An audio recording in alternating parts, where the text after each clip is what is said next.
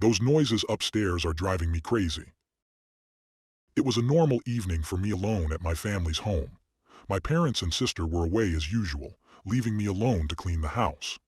I always took great pleasure in cleaning. The gradual transformation of the floor from dirty to clean, the subtle swish sound the broom would make as I'd brush the floor with it, the podcast or music I would pop in the background.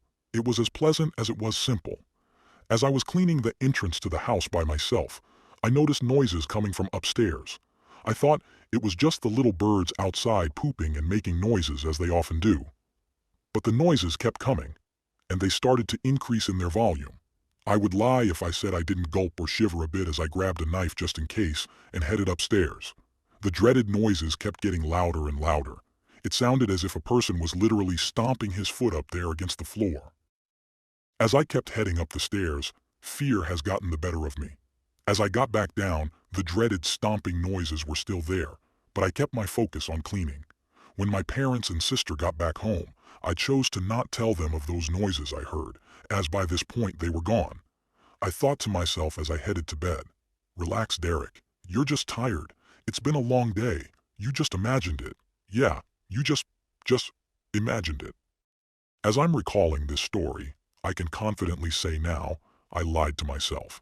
The next day, this time, it was my sister who was the only person home. My sister would both prove to me that I did not imagine the noises and that I, most definitely, was right when I chose to not head upstairs. As I came back home, the house was awful quiet. I checked every room and couldn't find my sister. I eventually and grudgingly chose to climb upstairs. There are moments that I like to call dreamy, moments so different to what you've experienced so far, that you may just think in the moment that you're dreaming.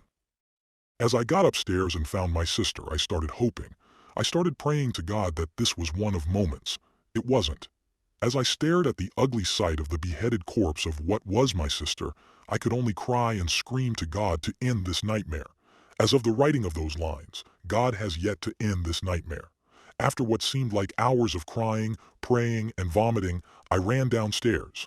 As the police investigated the crime scene, they gave me a piece of paper they found in her mouth. It read in my sister's blood, "Your fault.